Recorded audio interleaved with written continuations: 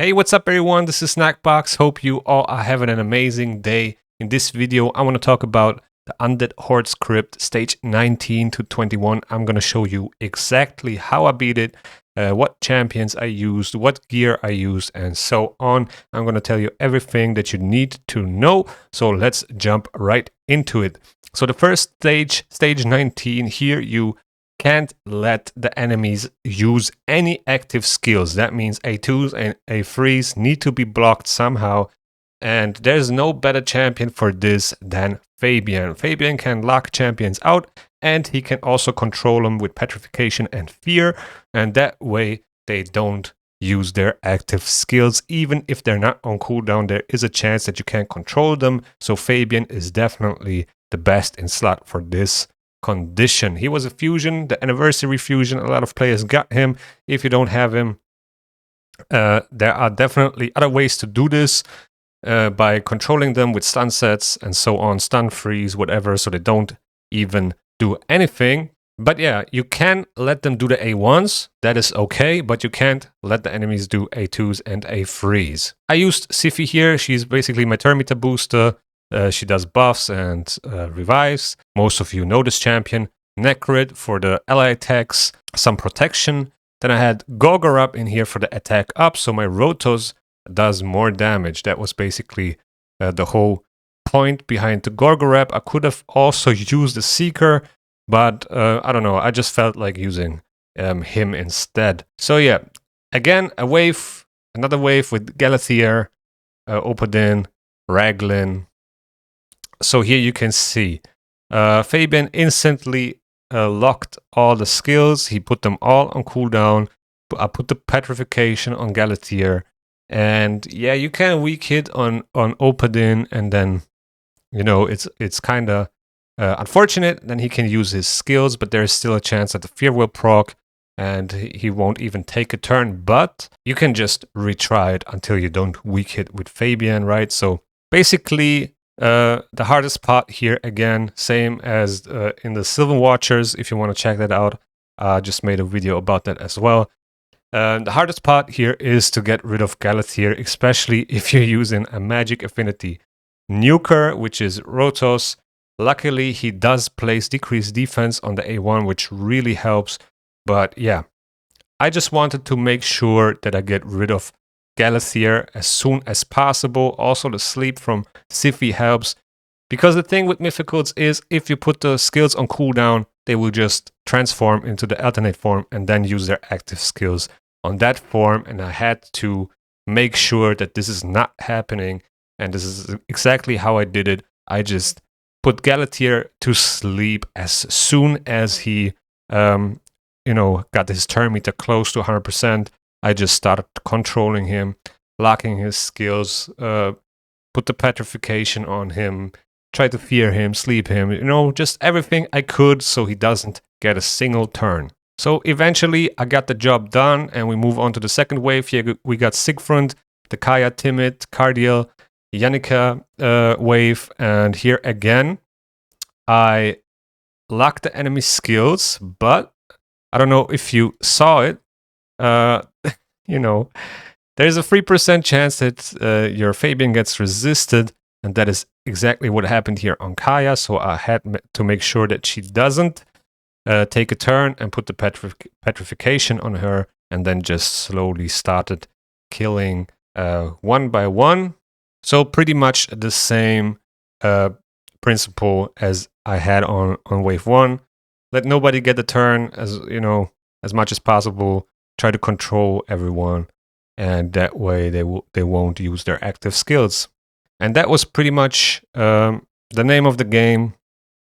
Just trying to control everyone with the sleep debuffs and put all the skills on cooldown. There's not really anything that's a threat here on the wave 3. As you can see, Fina kind of got weak hit twice in a row, so that's kind of unlucky. I didn't put the skills on cooldown, but it's fine because I can just put her to sleep with Siphi, or just kill her instantly with Rotos. My Rotos has pretty decent relentless gear. It's not, the best, but it works for Faction Wars hard. In the end, I got it done in 11 minutes. It takes a little bit longer because I don't have any AoE nuker, but I was able to 3-star it, and I only have to do it once, so it's okay. Now, on stage 20, we can't let the enemies heal. Now, this was a tricky one, because on wave 3, we actually have Raka, which puts up continuous heals. We have Supreme Galek that heals and gets an extra turn if he gets, a control debuff like Fear, Stun, Provoke, Freeze, and so on. So I kind of had to come up with something to counter the heals. And for that, I actually used Suzerain. I totally forgot about this champion. It's like one of the oldest champions in Rage of the Legends. And this guy can put up decreased defense, weaken, decreased speed, and heal reduction. All of his attacks are AoE. Just an amazing champion overall. And the cool thing about this skill right here, so it removes shield, block damage, unkillable buffs from all enemies, then attacks them, places a 100% heal reduction debuff on all enemies for 2 turns, and the buff removal cannot be resisted. So this is actually a pretty interesting skill. A lot of people have forgotten about this, but this is actually a very solid champion. I think he needs a little buff.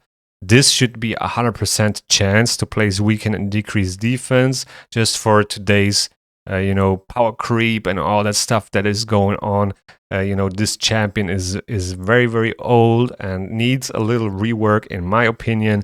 This needs to be a 100% chance and a 3-turn cooldown, and then this champion will actually be pretty good again. Also, he has an AoE attack, as I said, with a 50% chance of placing a big version of decreased speed, and yeah, as I said, the unresistible buff removal and the 100% heal reduction.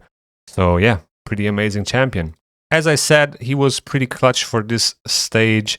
The first wave, the Lizard team, it doesn't matter where I face this team, it's not really giving me any problems. This is probably one of the weaker ones. The really hot one that I struggle with is the one with Galathir. So once I got past the first wave, here the second wave is actually also a little bit tricky, because War Chief will actually heal himself when he gets a turn, so I kind of have to make sure that he doesn't attack at all. So that was kind of like the tricky part about this.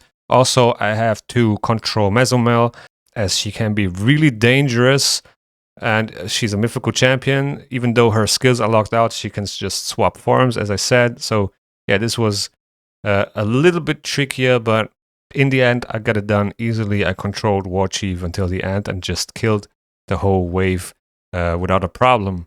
And then once we got War Chief out of the way as well, this is the trickiest, or one of the trickiest waves to deal with, because of the Unity champion and Supreme Galek. And here I actually did a mistake first. So here I have to, put the skills on cooldown first. But now I can't really use the petrification, because if I use the petrification here, Fabian will put a fear debuff on everybody else, and then Supreme Galek would heal up and get an instant turn. And I need to avoid that, or at least have the heal reduction on those guys before I use the petrification, before I use the Fabian A2. So then I basically pulled up the heal reduction and cycled my skills back, cycled back to Fabian, and then I put the petrification up, and then it was absolutely no problem whatsoever. Fabian actually got provoked, but it doesn't matter because he just removes it as soon as he gets a turn. And now I was actually able to put up the petrification. As you can see, Supreme Galek got the extra turn, but it didn't really matter because he has that heal reduction, and he didn't heal for anything. So that was kind of clutch. And Suzerain was really the carry here for this condition. He definitely did an amazing job, and as you can see, he can put up the weaken and decrease defense, which just makes my life easier to kill these champions, these enemies, because they are really tanky, and if you don't bring decreased defense and all that stuff, it can take such a long time to get rid of them. So yeah, in the end, I got it done. With all the control and the heal reduction, I was able to free start this stage as well. Stage 20 took me 9 minutes. And yeah, pretty happy about this one. Stage 21 was a little bit, hard for me to do because I don't have many damage dealers built in Undead Hordes. So Rotos is pretty much my only one. And Suzerain definitely made this a little bit faster, but it was not fast enough. The waves weren't really a problem with Fabian, Siphi, Suzerain, Nekhret, Rotos. I can kill them pretty easily. I can also control them pretty easily. So there's not really any problem going on, except our base. Our base can be a problem if she swaps forms, so I had to make sure she's controlled the whole time. That was kind of like one little thing that was a little bit annoying, but with Fabian, I was able to get her under control, and with the sleep debuff and with the fear, and then this wave was absolutely no problem. Then if we move forward to wave number 2, here we got the Shadowkin Unity Champion alongside with Jingwan, Mikage, Mishinaki, and Jintaro, I think is the name. So this one is a little bit trickier, but not that bad. I also can't use the A2 here because Jingwan will just remove all the control debuffs and put up a block debuffs. And I wanted to avoid that. Also, I want to get rid of the Unity Champion as soon as possible. Here you can see I have my Suzerain in a stun set. I will show the builds later. And that procced Jingwon's passive, so now it is on cooldown, and now I can use the A2 from Fabian. But yeah, basically I wanted to get rid of the Shadowkin Unity as soon as possible, because then I can actually decrease the turn meter again and so on. And the Unity Champion is actually doing a lot of damage. Long story short, the boss wasn't really a problem. I have a lot of, buffs. I have a lot of protection. I have Nekhret, I have Siphi, I have a Reviver. I can cleanse the debuffs from Rotos. I mean, the passive from Siphi does that. And I can also remove the reflect damage on the boss with Fabian. So I was really able to control the fight, but the problem was that I wasn't able to deal enough damage fast enough. So the waves took me a lot of turns, and in the end it took me like, 255 turns. I mean, it's not that bad. So if I could clear the waves a little bit faster, and then maybe, place the decreased speed with Suzerain on the boss, so I can take more turns and I can deal more damage until he takes a turn again, that would probably help. But overall, I think it doesn't really matter too much. I can always come back and try to get the 3 stars done. In the end, I got the 2 stars, which is good enough for me. At least I beat the stage and I can farm it. It took me 12 minutes. Overall, the whole, faction from 19 to 21 took me almost an hour with like regearing and trying to figure out how to do it. So it's not that bad. I definitely had worse ones, like the Silver Watchers, where it took me like 3 hours to do it, and I couldn't even 3-star 2 of them, only 1. So here I could 3-star 2, and the last one with 2 stars, so it's not that bad. Undead Hordes does feel easier than the other ones. So here we go. These are the builds from my champions. This is my Fabian, 345 speed. Actually, let me add the Faction Wars bonuses. 365, 68k HP, 3.4k defense, 727 accuracy. You can definitely go lower than that. You don't need all this accuracy. You're good with like 400, 500 accuracy. That should be totally fine. I do have the Temporal Stagnator on him. He's completely booked with Temporal Chains, 5-star Blessing, and these are his masteries, just some more accuracy and a little bit more tankiness, alongside with the ability to place Leech if he places that Petrification and Fear debuff. So this is my Siphi in an 8-piece protection set. I do have a 9-piece set, but I used the protection banner on Nekhret. I used him in a 9-piece protection set. Siphi was only an 8-piece, and it worked perfectly fine. So 84k HP, 5.4k defense, 416 speed with the area bonuses, 412 resistance, and she has the Journal of Rotos, completely booked, intimidating presence, and these are the masteries.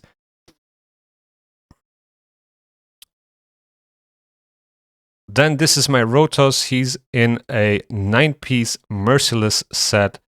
These are his stats: 56k HP, 5.9k attack, 228 speed. He's very slow. I wish I could make him faster, but at the moment I'm not able to. 341 crit damage. He has only a 3-star blessing and 370 for accuracy. I do have an accuracy banner, so that really helps. I have this relic on him. It's really cool actually. If he kills an enemy with the A3 and gets an extra turn, and then he does 20% more damage or 30% more damage, that's actually a pretty nice relic for him. He's completely booked. Ward of the Fallen is the blessing, and these are his masteries. This is my Suzerain. I put him in a stun set with a speed set as well. I tried to make him a little bit faster, and these are his stats. He has all AoE attacks, so the stun set really does make sense on him. 40k HP, 2.7k defense, 318 speed. I don't really care about HP and defense. I just want him to be fast enough so he can control the enemy waves and put out his debuffs. 488 accuracy is definitely enough to place those debuffs. He's not even booked, but also he doesn't even need books. If you want to get the chance up for the weaken and decrease defense, you can do that right here.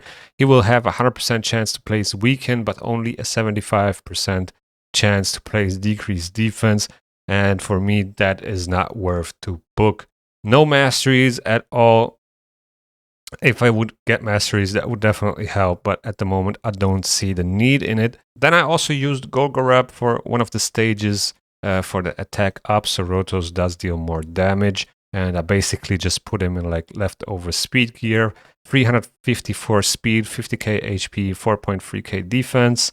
I tried to get a little bit resistance in and accuracy, because if you use his A1, he has a 75% chance of removing one random buff, and therefore he needs the accuracy. That's coming in pretty clutch sometimes, especially when you want to remove like block damages or just any buff. It's really, really nice. So he's completely booked. Commanding presence. If you have intimidating presence, you don't need the commanding presence, so you could probably use cruelty or something.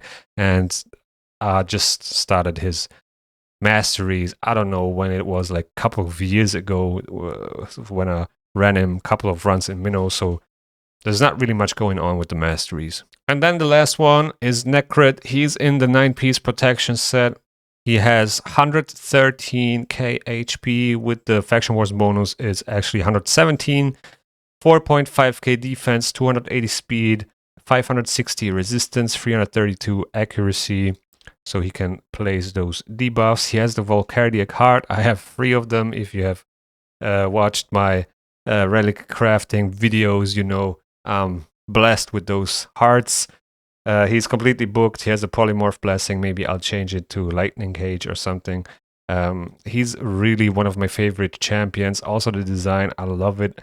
He has been in the game for a couple of years and always has been really helpful in arena, PvE, and so on. So I really love this champion.